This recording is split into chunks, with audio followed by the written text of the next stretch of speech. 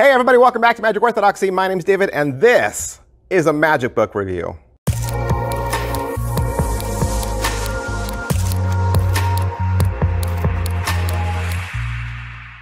Hey everybody, welcome back to the channel. Thanks for being here. It's Friday. Yep, it's Friday. You made it. You made it to the weekend, and we're gonna celebrate with a book review. Thank you very much. Yeah, why books? Why books? Because books are awesome. And just to prove that books are underrated, take a look down there.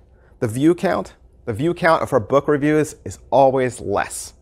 Because we love trick decks, we love the latest gaff, we love the latest gimmicks. But when it comes to sitting down to read a magic book, that's where a lot of us kind of tune out. But don't tune out.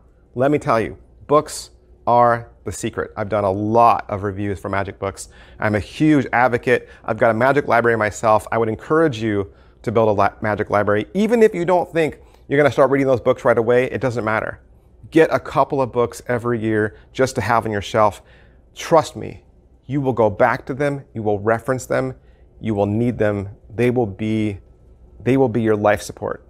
Today, we're looking at a big one, and you got the man himself on there. This is Dai Vernon's Revelation. Dai Vernon's Revelation. What is this all about? Well, surprisingly, Dai Vernon's Revelation is all about the expert at the card table. Actually, it is about S.W. Erdnase and his book, The Expert at the Card Table. This book is a hardback. It is 392 pages. It's 9 by 11.5, and it's actually a re-release. It's not just a re-release, though. There's a little bit more to it. There was another book released back in 1984 called Revelations with an S, and that was supposed to be Dai Vernon's grand treatise to his favorite book, The Expert at the Card Table, which, you know, considered by most cardmen to be the Holy Bible of sleight of hand. And many people were anxiously awaiting this release. But over time, after it came out, a lot of people noticed that it was kind of short on details, short on photographs, and since Vernon had talked so highly of Expert at the Card Table, everyone kind of expected this book to be better. So it was somewhat of a disappointment, but it's still considered a classic. It's very highly collectible. Since that time, Darwin Ortiz released the annotated Erdnase, and this book is excellent. And you can go find my review for this. I've already reviewed this to see what I had to say about this book, but as I'm reviewing the other, let me remind you, this book is also out there. This book is awesome. Wait, you don't know who Dai Vernon is? You've heard of Expert at the Card Table, but you've never heard of Dai Vernon?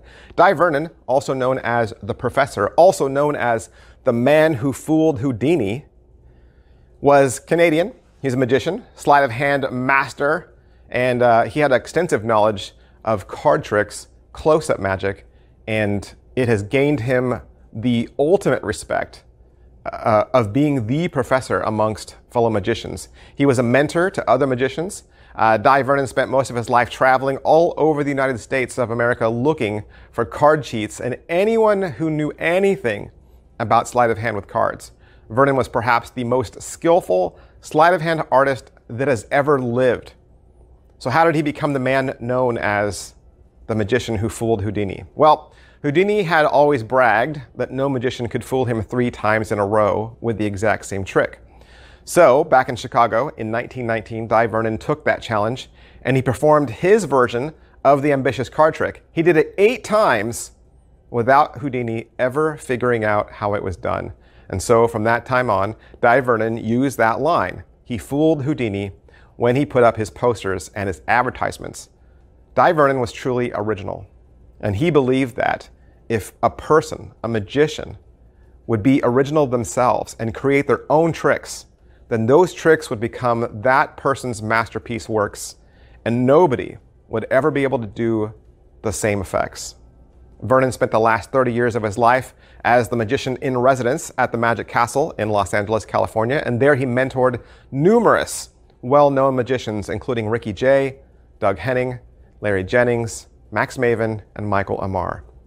So why was the first book, Revelations with an S, why was that one not what everyone expected? Well, the first set of photographs that they took of Dai Vernon's hands, Dai Vernon wanted to recreate a lot of the famous pictures from the expert at the card table with his own hands. He wanted to use photography. So those pictures were lost.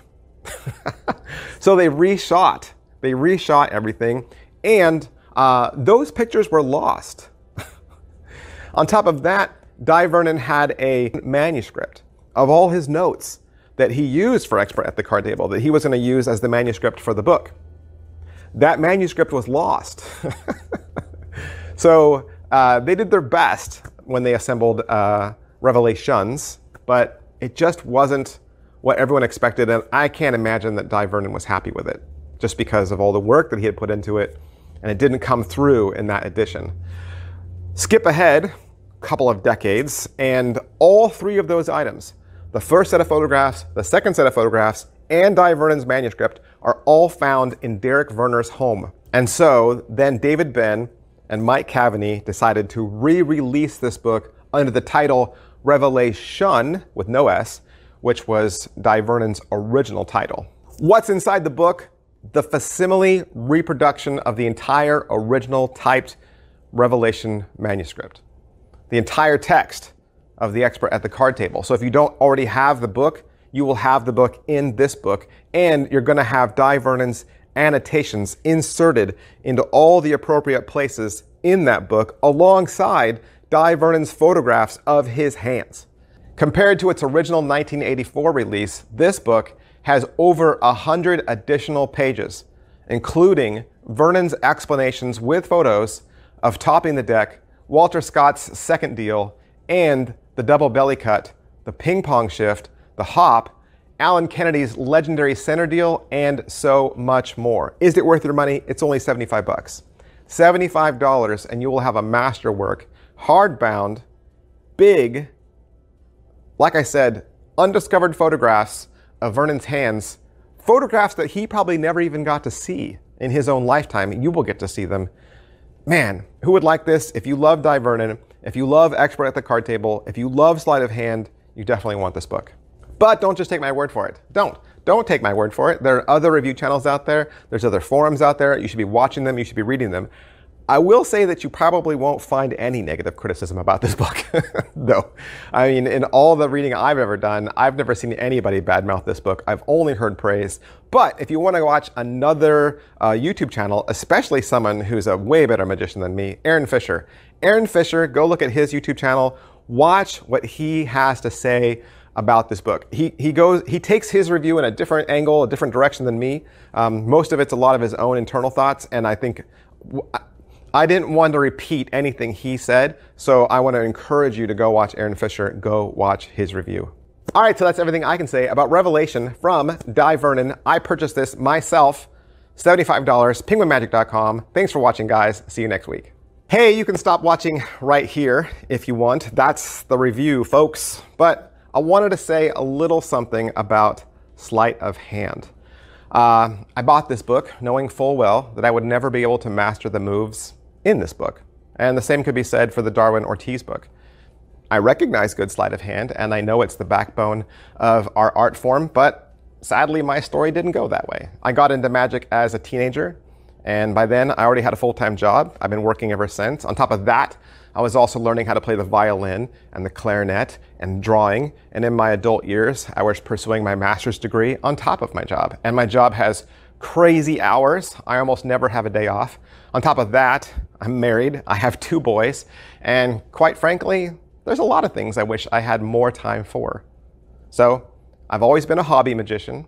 I am a super fan. And I absolutely recognize the enormous privilege I have to even be here and to have this platform. And I'll be the first to admit that thousands of magicians are better than me. Even those who review magic, like I do, are better at magic than me. I know, because they tell me. But mostly my own inner demons tell me. Listen, there's always going to be people who judge, bully, and hate. And you can't control them or what they say. Yes, someone will always be better than you. So what? What can you control? You can't control them. You can only control what you tell yourself when you look in the mirror. So stop beating yourself up. Stop saying negative things about yourself. Stop condemning yourself. Yes, those outside voices, they're toxic, they're poisonous, but don't let them strangle what you love.